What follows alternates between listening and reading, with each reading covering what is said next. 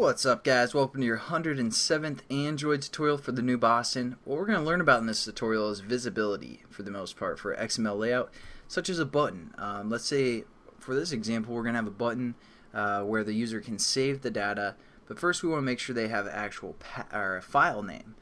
So we don't want them to allow us to save anything until they create the file name. So that's the kind of concept we're going to go through in this tutorial. It's going to be pretty simple for the most part. Since everything's pretty basic. So what we're going to do is we're going to add a, let's go with a text view. Just trying to gather my thoughts here, sorry. And hey, edit text, and then let's say a button. Two buttons. Let's do two buttons. So one button, two buttons. Now let's just change some stuff around. First edit text that we just have, we're going to say save as, something like that. And for edit text, we're going to change this to et save as, and for button we're going to say confirm, and for our first button anyways, and our second button we're going to say save for the text. And then let's change our references for those buttons to confirm, save as, something like that. Just trying to make sure we don't have the same references that we've used before. And also save file. There we go. So let's check this out. Everything's looking pretty good, and what's going to happen is when they click this confirm button, then this save button will appear. So first we need to kind of disable the save button actually being visible to start with.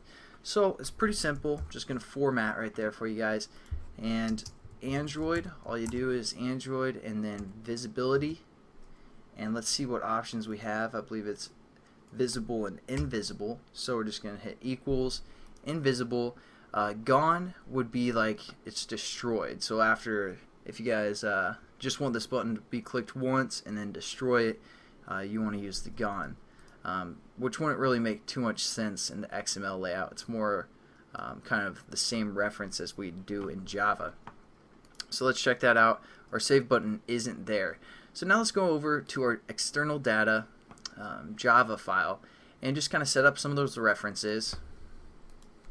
So we had, let's make everything accessible here for a whole class. Or edit text, and we're going to have this save file, two buttons, confirm and save. Just import both those, and let's set up our references now. Our confirm equals button.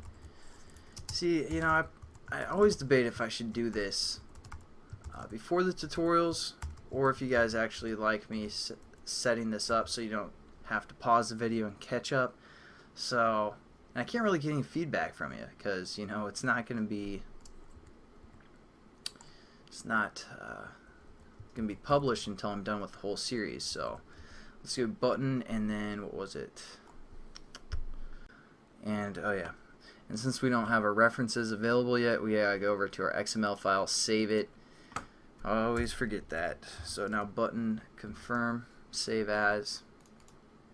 For confirm button and for save button, we're gonna have this again equal just button find view by ID. And it is button save file. Now let's add our on-click listeners.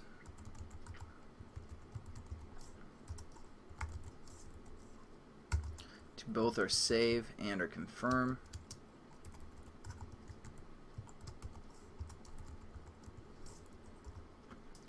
Implement. See, at one point I bet you guys thought the button thing was kind of difficult, but now you're pros. You're showing everybody. So once we get our on-click listener set up, let's go down here and set up a simple switching case that we're also familiar with. Get ID.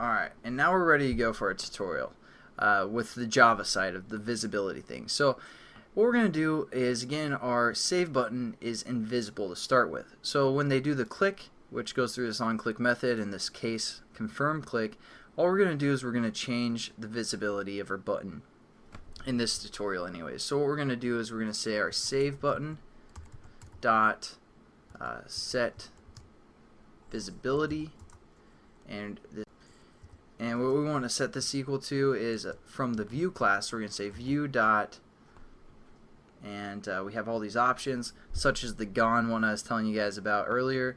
There's invisible if we want to make it invisible, and there's visible. So we're going to click visible, and we're good to go. Let's just check this out, make sure everything worked. I know it's a pretty simple tutorial, but we got some stuff set up for the future. Always think about the future, guys. Alright, so let's check. I clipped the video because my emulator wasn't started. External data, no save button. And when we hit confirm, bam, our save button's available. So I'll catch you guys in the next tutorial where we'll do some more sweet stuff. And have a good one. Peace.